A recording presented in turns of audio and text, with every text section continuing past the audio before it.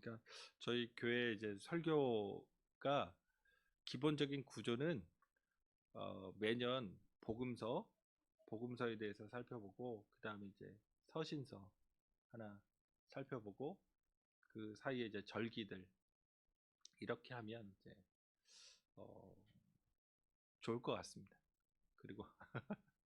그리고 주님의 말씀으로 새해를 시작하고 그다음에 이제 우리에게 또 가르쳐 주신 그 성경의 말씀을 살펴보는 것으로 그렇게 이제 매년마다, 그래서 내년에는 요한복음 할 생각이거든요.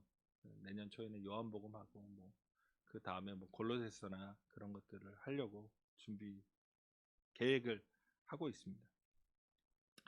오늘 말씀의 제목은 어느 나라에 살고 계신가요? 라는 제목입니다.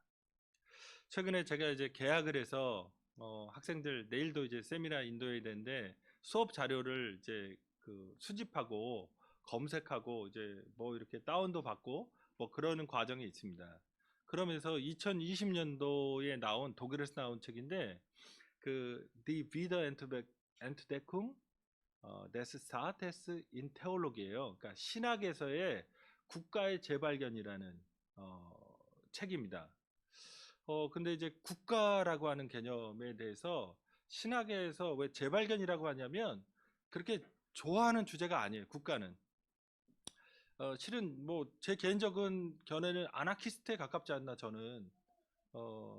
근데 그렇다고 이제 국가를 아예 부정하자 이런 얘기는 아니지만 성서가 지향하는 것은 천국이 오면 이 세속 국가는 해체된다, 없어진다는 겁니다. 국가는 상당히 이기적인 집합체거든요. 예를 들어서 하나님이 오른밤을 때리면 왼밤을 돌려대라고 했잖아요. 오늘 산상수훈에서도. 그러면 일본이 독도를 가지려고 하거든요. 그럼 우리 통 크게 주지 뭐 그냥 오른밤 때리면 왼밤도 돌려대는데 그럴 수 있을까요? 국가란 체계는 그런 게 아닙니다. 영토와 주권, 국민의 생명과 안전을 보장하기 위한 그 집단이라고 하는 것은 이미 이기적인 거예요. 여기는 못 내준다. 이 사람들은 못 건들거든. 그러니까 국가라는 체계는 인류 문화에서 그 선택한 것이지만 그게 종교적인 것이냐? 이건 또 그 다르거든요. 그러니까 신학에 있어서 국가라는 개념은 예수님 다시 오시면 해체되는 겁니다. 교회도 마찬가지죠.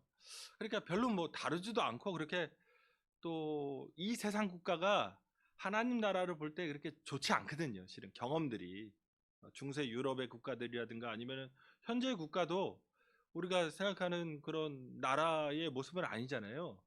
그런데 왜 2020년에 갑자기 독일에서 신학에서의 국가의 재발견이라는 이 책이 나왔을까? 그 서문을 읽었다가 제가 재밌는 걸 발견했습니다. 여기서 뭐라고 말하냐면 그 국가에 대해서 독일 상황을 이제 그 반성하는 거죠. 우리는 정치적으로 실패한 결정을 내렸습니다. 그러니까 코로나19 상황 때문에 나온 거예요. 2020년에 나온 게. 그러니까 어떤 국가에 소속되느냐에 의해서 코로나19 상황이 아주 드라마틱했던 겁니다. 이탈리아나 스페인 같은 경우 아니면 중부 유럽에 있는 그 프랑스나 독일 같은 경우에도 수없이 많은 사람이 죽어갔던 거예요. 스웨덴에 국민 방역을 한다고 했지만 엄청나게 많은 노인들이 희생될 수밖에 없었던 겁니다. 그런데 독일도 마찬가지였고 국가가 방역에 실패했다는 것, 국가가 생명을 지켜주지 못했다는 것, 개인의 안전을 보장하지 못했고 어떤 나라들은 셧다운을 통해서 완전 국민 전체의 생활이 붕괴된 거죠. 그런데 재밌는 게 뭐냐면 그 다음에 이제 조금 몇 줄 내려가서 했던 문장이 예를 들어 우리는 대만이나 한국에서 배울 수 없었습니다. 그러니까 방역에서 성공한 나라, 우리보다 잘한 게 대만이거든요. 대만이나 한국에서 우리는 배울 수 없었다. 그러면서 국가의 재발견. 그럼 나란 도대체 뭐냐? 이런 얘기를 한 겁니다. 우리가 얼핏 생각해보면 유럽에 있는 국가 혹은 아메리카에 있는 국가, 미국, 캐나다 혹은 뭐 브라질이라든가 다른 그 국가들보다 우리가 현저하게 잘한 건 사실입니다. 코로나19 상황에서. 경제 활동도 그렇게 뭐 자영업자들이 어렵지만 셧다운 하지 않았기 때문에 그나마 그냥 살 수 있는. 그러니까 다른 나라에 비교하면 그래도 비교적 선방했다, 뭐 이렇게 평가할 수 있습니다. 그런데 문제가 있죠. LH 사태 그렇죠? L 랜드와 H 하우스인데 그렇죠? 토지공사와 주택공사 합친 건데 이게 몇 명 죽어서 해결될 문제가 아니죠. 진짜 이 서울 혹은 서울의 그 위성 도시들의 그냥 도시라고 하는 게 이방인들의 집단이고, 고향을 떠난 사람들, 그냥 뭔가 삶을 위해서, 삶의 자유라든가 삶의 미래의 어떤 평화람을 위해서 모인 그런 집단인데, 그러니까 원뿌리에서 해체돼서 새로운 어떤 꿈을 갖고 모인 그런 공간이거든요, 도시라는 게. 그런 사회인데 그 안에 내가 그냥 따뜻하게 등 붙이고 잘 수 있는 공간도 마련하지 못해서 결혼도 포기하고, 취업도 잘 안 되니까 뭐 로봇으로 막 공장들이, 대기업들이 그렇게 이제 일하기 시작한다니까, 전 세계에서 가장 로봇 산업이 발전해서 그 대기업들이 로봇으로 많은 제품을 생산하는 나라가 한국입니다. 사우스 코리아예요. 그러니까 청년들이 느끼는 위기감이 엄청나거든요. 또 대기업에 들어갔다고 해서 내 인생을 보장해 줄 수 있는 기업이 없거든요. 그런데 그냥 소박하게 그냥 한평생 그냥 소시민으로 살아가겠다라고 하는 꿈마저도 짓밟히고 있는 그런 사회에서, 예를 들어 우리가 뭐 코로나 상황을 제외한다고 해도 작년에 0.84명입니다. 한 명을 안 낳는 거예요, 출산율이. 제가 오면서도 저희 집사람한테 얘기했지만 인류 전체 문화에서 최악입니다. 성경을 시작하는 창세기에서도 하나님께서 생육하고 번성하라고 인간에게 복을 주십니다. 그래서 심지어 가인의 족보도 나오고 에서의 족보도 나와요. 이게 뭘 얘기하냐면 진짜 나쁜 놈까지도 하나님이 자식 낳고 살 수 있게 하나님은 악인에게도 그런 기회를 주신 겁니다.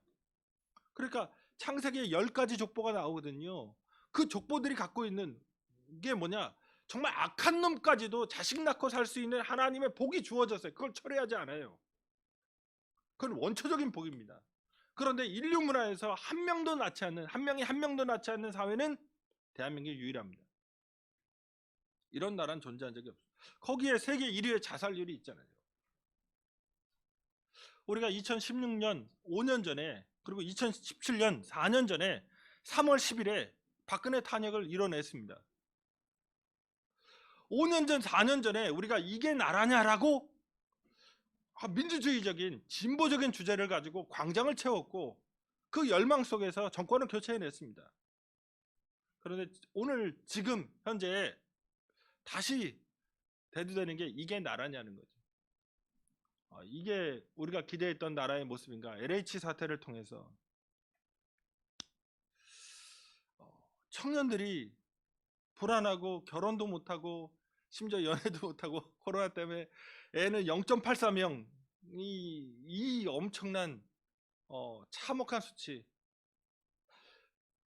기억하셔야 됩니다. 생명을 하나님이 창조하신 거거든요. 인간을 창조했다, 생명을 창조하셨는데 생명이 줄어드는 나라, 생명이 없는 나라는 이건 저주고, 이게 지옥입니다. 그냥 헬조선이 그냥 나오는 게 아니죠.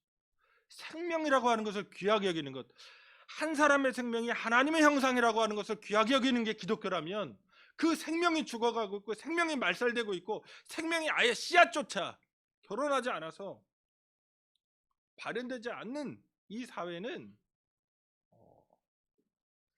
엄청난 문제를 갖고 있는 겁니다. 세계적으로 민주화와 경제 발전에 성공해서 선진국으로 들어선 유일한 나라, 그런 자부심이 있습니다. 코로나 사태에서 보여줬던 선진 모범 국가입니다. 그럼에도 불구하고 여전히 이 서울을 중심으로 한 대한민국의 사회는 이게 나라냐라는 말이 통용되는 그런 사회에 있습니다. 어쩌면 이제 다시 성경으로 돌아가면 2000년 전에 유대라고 하는 사회를 생각해 보시면 로마가 1년에 800달란트 정도의 엄청난 돈을 긁어 모아 가는 겁니다. 가만히 그냥 걔네들을 숨만 쉬고 있어도 유대라고 하는 그 가난하고 삼류 국가에서 기근과 가난 속에 시달리고 있는 사람들한테 무지막지한 돈을 긁어대고 있는, 어쩌면 이게 나라냐, 식민 지배를 당하고 있는 상황에서 그런 주제가 더 우리보다 적합한 상황에서 예수님께서 들고 나오신 게 하나님 나라입니다. 국민의 평등과 자유, 생명과 평화, 이런 것들이 아무것도 보장되고 있지 않은 그 유대 사회에 예수님께서 헤롯이 다스리는 나라, 황제, 로마 황제가 다스리는 나라가 아니라 하나님이 다스리는 나라라면 이럴 것이다.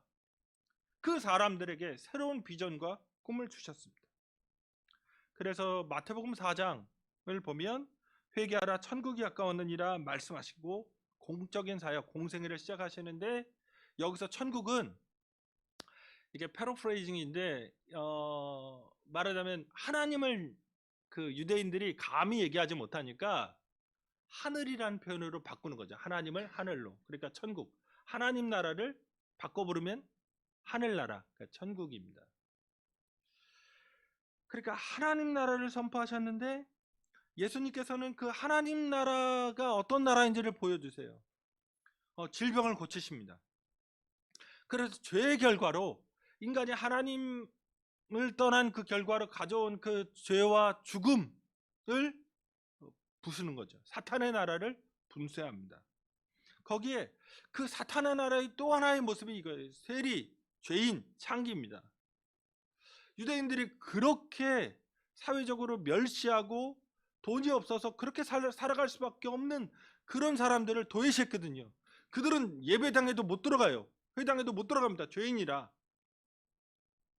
근데 그 사람들에게 예수님이 다가가서 그들에게도 그 천대받고 소외당하고 눈물을 흘릴 수밖에 없고 멸시당하는 그들에게도 하나님의 용서와 사랑이 있다는 것을 말씀해 주셨습니다. 그러므로 누구든지 소외되지 않고 하나님 안에서 자유와 평화, 행복과 기쁨을 누릴 수 있는 나라, 그 나라가 하나님 나라다. 그걸 가르쳐 주셨죠. 그러면서 오늘 5장에서 드디어 산에 올라가서 설교를 하기 시작한 게 우리 이제 마태복음 5장에서 7장이 산상설교 혹은 산상수문이라고 부르는 본문입니다. 근데 이게 왜 중요하냐면 아까 4장에서 천국 복음을 예수님께서 말씀하셨다고 돼 있잖아요. 그 다음에 9장에서도 예수께서 모든 도시와 마을에 두루 다니사 그들의 회당에서 가르치시며 천국 복음을 전파하시며 모든 병과 모든 약한 것을 고치시니라 돼 있어요. 그러니까 치병과 가르침의 사역. 그런데 여기서 천국 복음을 전파하신다고 돼 있는데 지금 4장에서 천국 복음 얘기하고 9장에서 천국 복음 얘기하는데 뭔지 몰라요. 그런데 중간에 들어있는 가르침이 있죠. 그게 산상설교입니다. 마태복음에서 가장 긴 설교가 산상설교입니다. 이게 천국복음입니다. 그러니까 산상설교가 이루어진 나라, 그게 천국입니다. 그게 교회의 모습이고 교회가 지향할 모습이라고 하는 것을 이제 아셔야 됩니다. 그 중에서도 오늘 본문이 이제 팔복이라고 불리는 건데 팔복이 가장 처음 나옵니다. 그러니까 전체 하나님 나라가 어떤 것이냐, 하나님의 백성은 뭐냐 할 때 뭐 돌려 말하면 기독교란 뭐냐, 기독교인은 어떤 사람이냐를 얘기할 때 전체를 끌고 가는 열차의 천냥처럼, 그렇죠? 팔복은 작용합니다. 그래서 잘 보시면 5장 3절에도 천국이 그들의 것입니다. 5장 10절 마지막 8번째 복도 천국이 그들의 것입니다. 그러니까 천국으로 시작해서 하나님 나라로 시작해서 하나님 나라로 마칩니다. 팔복은 하나님 나라의 삶에 대해서 우리에게 가르쳐 주는 겁니다. 그리고 저번에도 한번 말씀드렸듯이 3절과 10절 처음과 끝에 있는 천국이 그들의 것임이라고 하는 건 현재형이에요. 천국이 예수님 때문에 온 겁니다, 여기. 그런데 완성형은 아니에요. 왜냐하면 4절부터 9절까지 우리가 잘 아는 6개, 자, 2개, 첫 번째 복과 8째 복은 현재형, 천국이 그들의 것입니다. 그런데 두 번째부터 7번째까지는 미래형으로 되어 있습니다. 천국이 시작했어요. 교회 안에 천국의 씨앗이 담겨 있습니다. 그런데 완성은 예수님 다시 오실 그날에 이루어진다는 얘기입니다. 그러니까 그 미래를 바라보면서 지금 시작했으니까 줄기차게 천국을 향해 달려가라고 하는 그런 메시지인 거죠. 그래서 오늘은 두 가지로 이제 정리해서 한번 말씀을 나누도록 하겠습니다. 첫째로는 우리가 그 소망하고 따라가야 되는 하나님 나라는 말씀드린 대로 미래의 나라입니다. 오늘 여기에서 살아가는 우리가 꿈꿔야 되는 비전이 뭐냐? 이 미래의 하나님 나라인 겁니다. 예수님께서 천국이 그들의 것이며라고 말씀하실 때 그 첫 번째와 8번째 복, 그 사이에 있는 6개까지의 복은 미래형이라고 말씀드렸습니다. 그러니까 그들이 위로를 받을 것입니다. 땅을 소유하게 될 것이다. 의에 만족하게 될 것이다. 긍휼 여김을 받을 것이다. 하나님을 볼 것이다. 그리고 하나님의 아들이라 일컬음을 받을 것이다 라고 하는 것은 미래형입니다. 그러니까 하나님 나라가 완성됐을 때, 주님 다시 오셨을 때 그분이 우리의 눈에서 눈물을 씻어주시고 우리를 안아주시고 하나님의 자녀라고 인정해 주시고 그런 영광스러움이 완성될 거라는 겁니다. 바로 여기에 성도의 소망이 있습니다. 지금 여기를 살지만 LH 사태처럼 지금 여기에서 어떻게 내 부를 진작시키고 내 세상적인 안정을 확보하고, 그래서 사람들과의 관계에서 내가 어떻게 인정받고 막 이런 쪽에 초점을 갖고 사는 게 아니죠.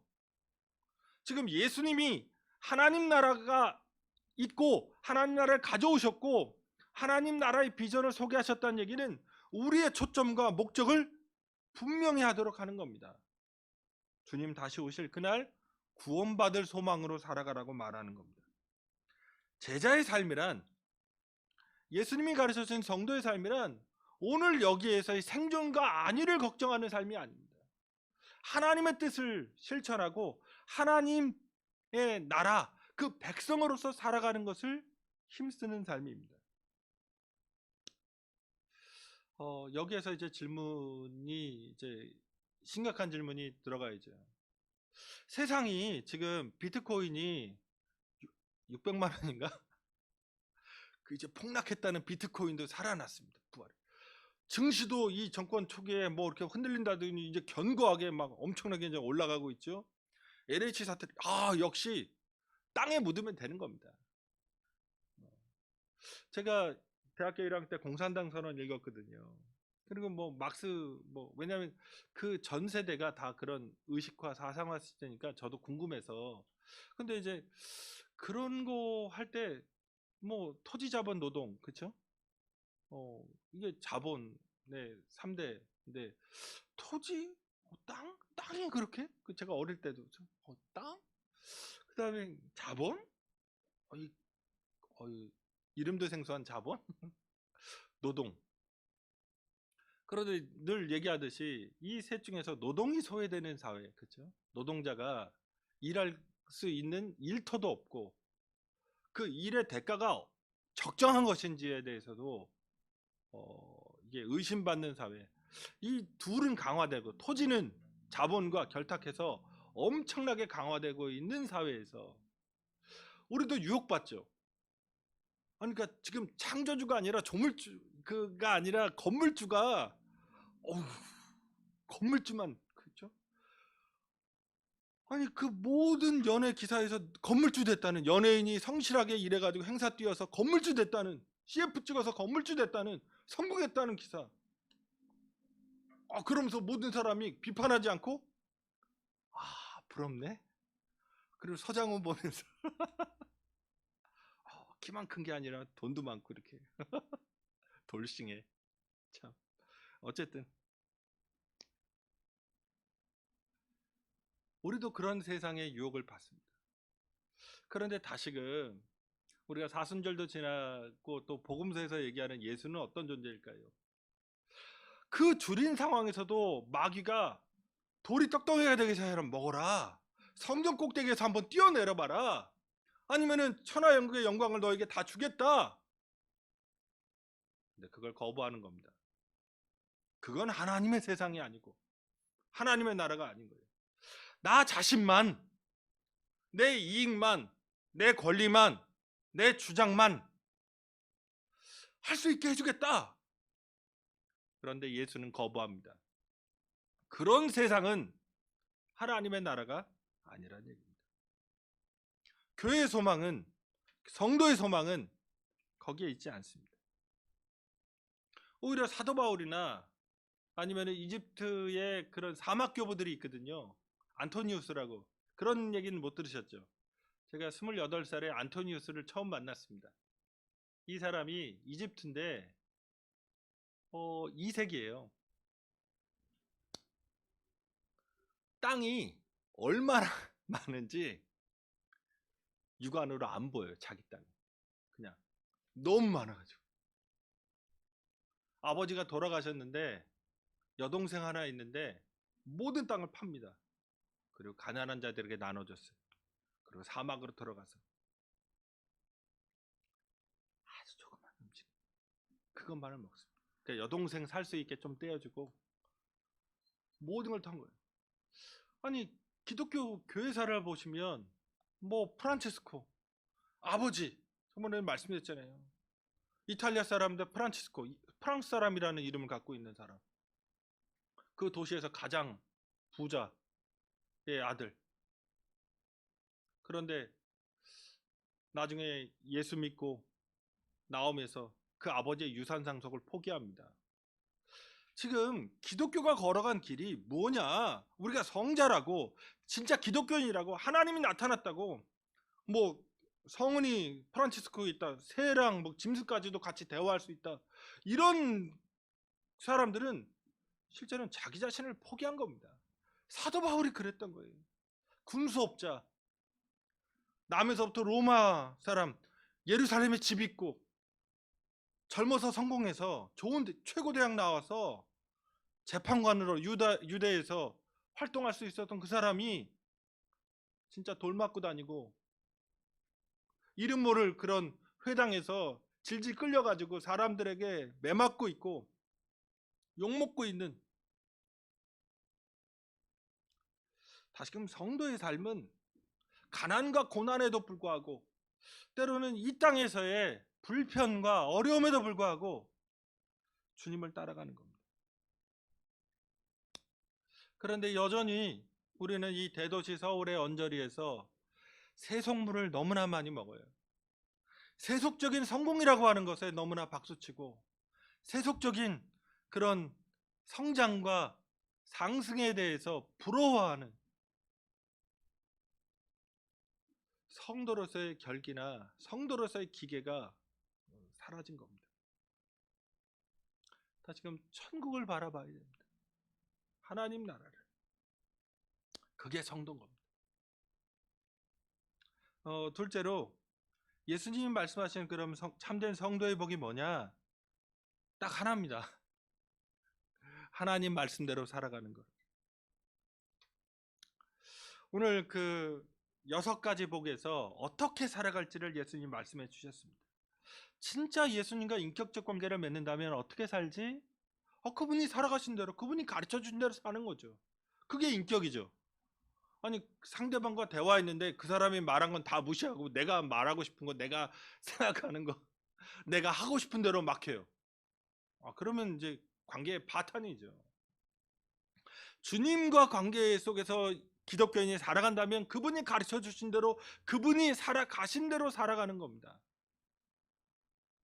이 팔복에서 앞에 4가지는 하나님과 관련된 겁니다. 십계명처럼. 그리고 뒤에 4가지는 인간과의 관계입니다. 하나님과의 관계 속에서 보면 딱 처음에서 심령이 가난한 자라고 하는 걸 얘기합니다. 그게 없어요. 그게 없기 때문에 애통합니다. 뭐냐면 먹어야 되는데 먹을 게 없으면 애통하죠. 먹을 거를 돈 준다고 해결이 될까요? 돈 씹어 드시겠어요? 동전이든 아니면 지폐든 크레딧 카드를? 대체 불가능합니다.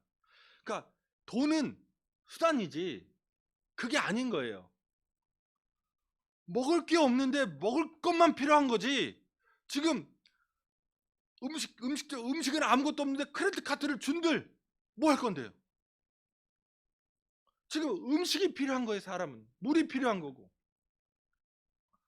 세상을 살다가 돈도 필요하고 뭐 명예도 필요하고 뭐 다 필요해. 그런데 궁극적으로 삶에서 진짜 필요한 게 뭐냐? 하나님인 거죠. 이걸 깨달은 겁니다. 하나님 없이는 안 된다는 거. 하나님 없이는 내가 영원한 생명을 얻을 수 없다는 거. 하나님이 인생의 모든 걸 주관하신다는 거. 하나님이 나의 생명의 창조자이시고 인생의 주관자이시고 그 미래의 궁극적으로 심판자이심을 깨닫는 겁니다. 하나님 없이는 안 된다는 그 가난함 대체할 수 없는 거예요. 그건 대체할 수 없어요. 그렇기 때문에 4절에서 애통하는 자들, 이 애통이 속이 뒤집어지고 끊어지는 겁니다. 그 요새 트롯 열풍이니까 단장의 미아리고개 얘기하잖아요. 단장의 미아리고개 쇠사슬로 꽁꽁 묶여 뒤돌아보고 또 돌아보고 제가 이걸 어떻게 기억하죠? 제가 트로트 별로 안 좋아하는데 어쨌든 이게 단장이라는 말이 아시잖아요. 그 중국의 장군이 전쟁하러 가다가 애들 데리고 이제 가다가 배 타고 가는 거죠. 양자강 타고 가다가 그 병사한 사람이 우연히 원숭이 새끼를 이제 발견하고 납치하다시피 이제 데리고 간 거죠. 그랬더니 엄마 원숭이 막 친 거죠. 엄마 원숭이가 지금 물길로 이제 배 타고 얘는 전쟁하러 쫙 따라가고 있는데 엄마 원숭이가 막 소리 지르면서 그 강변에 헤엄치지 못하니까 막 강변으로 막 소리 지르면서 그 새끼 원숭이 때문에 계속 쫓아온 거죠. 엄청나게 긴 거리를. 그러니까 이제 처음에는 웃으면서 그 병사들이 놀리고 그 원숭이 뭐 하하하 뭐 웃고 뭐 장군도 그때 한번 웃어주고 이렇게 그러다가 이게 보통 거리를 따라오는 게 아니니까 이제 심각해졌죠. 야 이거 안 되겠다. 야, 야 주자. 그랬더니 이제 배 세우고 했더니 엄마 원숭이가 또 배에 올라타가지고 이제 새끼 끌어왔는데 죽은 거죠 엄마 원숭이. 그래가지고 또 얘네들 또 원숭이 먹으니까 또 배고프니까 배를 갈랐는데 마디마디 그죠? 얼마나 애끓었던지 그 창자 하나하나가 끊어져 있었다는 거죠. 그래서 엄마 원숭이 그 단장입니다. 장이 끊어졌다. 그런 거예요 애통이 지금 여기서 하나하나가 창자가 뒤집히는 끊어지는 것 같은 진짜 복통으로 정말 숨이 안 쉬어지는 그런 고통을 얘기하는 겁니다. 뭐 때문에 그렇게 기독교인이 고통스러워할까요? 보통 현대의 문화는 즐겨라, just do it, 그러면 된다. 얼굴도 필러로 올리고 뭐 그런 거 하잖아요. 그런 게 아니라 하나님 뜻을 내가 이 땅에서 실현하고 있지 못하다고 하는 것 때문에 속이 뒤집히는 나 자신에 대해서 하나님과의 관계 속에 있는 내가 여전히 죄인이라고 하는 것 때문에 애통하는 사람, 그게 기독교인이라는 겁니다. 그러면서 의에 줄이고 목마른 사람이죠. 하나님의 뜻을 얼마나 갈망하는지 여기서 목마름도 마찬가지죠. 이거 대체할 게 없어요. 그거 아니면 안 되는 거예요. 하나님과의 바른 관계, 그분으로부터 용서받은 내가 하나님과의 온전한 관계 속에 들어가야 하는데 그러지 못하고 있다는 그런 안타까움. 그러면서 이제 온유한 자, 그렇죠? 이게 온유란 말이 진짜 성격이 이렇게 너그러워가지고 유유자적한 그런 게 아니라 하나님 뜻에 순종하는 삶입니다. 그분이 나에게 무엇을 주시든 간에 그 섭리와 그 계획을 믿고 그분 뜻대로 최선을 다하며 살아가겠다라는 결정이거든요. 이게 하나님 뜻대로 살아가겠다는 그런 하나님만 바라보는 삶의 자세죠. 그렇게 살아가라는 겁니다. 그 다음에 인간관계를 이제 네 번째부터 얘기합니다. 긍휼히 여기는 거죠. 오늘날에도 그런 것이 깔리지만 고대 로마 사회에서는 힘과 용기가 숭상되었습니다. 힘이 있고 용기가 있는 남성적인 그런 사유죠. 남성성. 그런데 놀랍게 여기서 나오는 것들을 보시면 긍휼히 여기죠. 마음이 청결하다. 이런 걸 보면 거의 여성성에 가까워요. 그러니까 교인이라고 하는 것은 뭔가 막 그 과도한 그 에스트로겐 막 그 엄청난 그 근육과 뭐 이런 걸로 남을 짓밟고 뭐 UFC에서 그 그 신기한 기술로 사람을 완전 무참하게 깔아 짓밟는 순식간에 뭐 경기를 끝내버리는 압도, 그런 게 아닙니다. 성도가 지향할 게 도대체 뭐냐? 눈물이죠. 다른 사람의 마음, 다른 사람의 삶, 다른 사람의 감정, 다른 사람의 아픔, 다른 사람의 상처, 그걸 보듬으라고 하는 거죠. 그렇기 때문에 예수가 십자가에서 죽는 겁니다. 그런데 오늘 이 교회에 모인 우리들의 마음에 다른 사람은 없고 다른 사람은 안 보이고 나밖에 없다. 이건 지옥을 달리는 겁니다. 천국이 아니에요. 성도의 삶이란 긍휼을 베푸는 사람, 내가 받은 주님의 그 사랑으로 다른 사람의 삶을 보듬어주고 같이 눈물 흘리고 같이 아파하고 같이 그 상처 속에서 나도 그럴 수밖에 없었을 거라는 그런 역지사지의 마음을 갖는 겁니다. 그리고 두 번째로 화평케 하는 자죠. 아주 능동적이죠. 그러니까 그 평화주의자가 아닙니다. 영어로 평화주의자란 단어하고 피스메이커, 오늘 우리 본문에 나오는 단어가 다르거든요. 그러니까 싸움에 개입하지 않으려고. 그러니까 이제 저도 그런데 집사람이 뭐 이렇게 막 다른 사람과 갈등 관계 뭐 혹은 뭐 그러면 평화주의자인 양 개입하지 않겠다는, 뭐 그런 거지 뭐 그렇게 하거든. 그런 태도가 아니라 평화를 만들어내는 거죠. 이게 더 어려운 겁니다. 평화를 이루어야 된다는 거예요. 이 불화가 가득한 세상, 갈등과 상처 주는 일들이, 가시토친 말들이 서로 오고 가는 이 세상 안에서 화평을 만들어내야 된다고 하는 그 사명, 그런 사람이 필요한 겁니다. 그래야 천국인 겁니다. 불화한데 천국 가시고 싶으시겠어요? 교회에서 별로 기분 나쁜 사람이 있는데 저도 가끔 그런 생각하거든요. 그런데 내가 천국 가고 싶겠냐? 가고 싶지 않죠. 그 사람 만난다면 전 천국도 포기하겠습니다. 이런 마음이 있잖아요. 화평을 만들어내.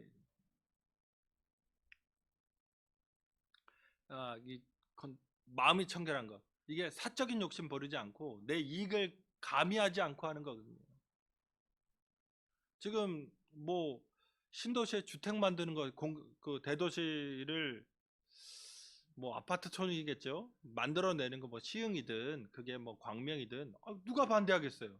신혼부부 들어가 살 집도 없다는데. 그런데 거기다가 자기 이익을 같이 껴넣는 거죠. 이게 문제가 됩니다.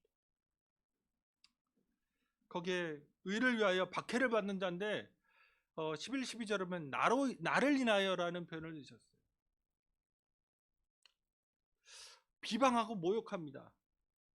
이제 어떤 개념을 보셔야 되냐면, 영어의 바보가 뭘까요? 영어로 바보가 뭘까요? 이디엇이잖아요. 그렇죠? 이디엇. 이디엇의 어원이 뭘까요? 모르시니까 질문한 거죠. 이디오스입니다. 그리스어입니다. 이디오스는 자기 자신의란 뜻입니다. 이기적인. 고대 사회는 자기 자신밖에 모르는 사람을 바보라고 부른 거예요. 그런데 오늘날은 너 자신만 알아라고 얘기합니다. 이게 그 개념의 변화예요. 너 자신을 챙겨라. 너 자신을 아름답게 해라. 너 자신을 건강하게 해라. 너 자신을 행복하게 해라. 너 욜로로 하든지 뭐로든 즐겨라. 고대 사회는 인간을 사회적 동물로 보고 그 사회성 안에서 명예롭게 행동하고 용기 있게 그 자기의 생명을 던지는 것을 귀하게 봤다면, 오늘날 사회는 그런 거 다 필요 없다. 너 혼자 잘 살아라. 예수님은 어떤 나라? 하나님 나라는 어떤 나라일까요? 죄인을 위해서 자기 생명을 버리신 분이 왕이신 겁니다. 그런데 이 세상은, 그러니까 기독교인으로서, 아니 교회에다 돈도 갖다 내고 시간도 보내고 봉사하고 나는 없어져요. 내 개인은 증발합니다. 내가 갖고 있는 가처분 소득에서 11조를 내고 나면 진짜 생활에 빠듯하죠. 카드 영수증 그 명세서 볼 때마다 이거 어떻게 하지? 치킨을 안 먹을 수도 없고, 그치? 좋아하니까. 그런 고민 속에 들어가죠. 그럼에도 불구하고 내가 아니라 주님이 원하시는 그 나라를 향해서 오늘도 나보다 다른 사람의 눈물과 다른 사람의 한숨과 다른 사람의 고통 속에 동참하겠다는 마음으로 드리는 겁니다. 그리고 교회 공동체는 그걸 온전하게 사용해야죠. 어쩌면 우리 교회가 연말 연초에 결정했던 것들, 한 명 태어나면 우리 전도사님이랑 계산해보다 한 1,080만 원? 대학 졸업할 때까지 지금 현행을 유지해도 1,000만 원이 넘게 교회에서 주는 겁니다. 한 사람에게, 아이에게. 이건 제가 볼 때는 위대한 결정이죠. 어쩌면 우리가 함께 이 대도시에 그냥 서민적 정서로 그 노동자로서 살아가는 그 삶을, 그 문제들을 함께 해결해 나가자고 하는 이 세상 나라가 아니라, 이 세상의 욕망이 발현한 것이 아니라 하나님이 주신 생명들, 하나님이 이 땅에 태어나게 하신 그 인격체들을 어떻게 하면 더 존귀하게 교회니까 아름답게 성장하도록 할 것이냐, 그 어른들이 갖고 있는 그 책임을, 약간은 뭐 교회 재정 이게 그래도 장학금 나갈 때만 마이너스지 다 플러스입니다. 그러니까 그거는 회복될 거고, 저번 달보다 이번 달 200만 원 늘었더라고요. 그렇죠? 다 됩니다. 어쨌든 우리는 어떤 나라에 살고 있느냐, 교회는 어떤 나라를 지향하는 것이냐, 우리가 깊이 있게 생각하고 주님이 그렇게 살아가라고 하는 삶에 대해서 세속의 논리가 아니라 우리가 온전하게 반응하고, 그래서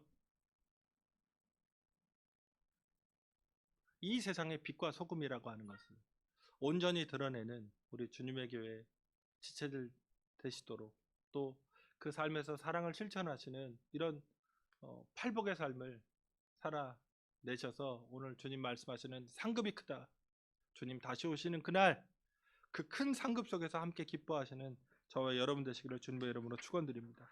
우리도 함께 기도하시겠습니다. 기도하실 때 오늘 자기 것을 챙기라고 말하는 예수님에게 사탄이 다가와서 먹어야지, 인정받아야지, 아니면 뭐 너도 진짜 땅과 토지 가져야지, 그 영광스럽게 살아야지 유혹할 때 예수는 그걸 거부했습니다.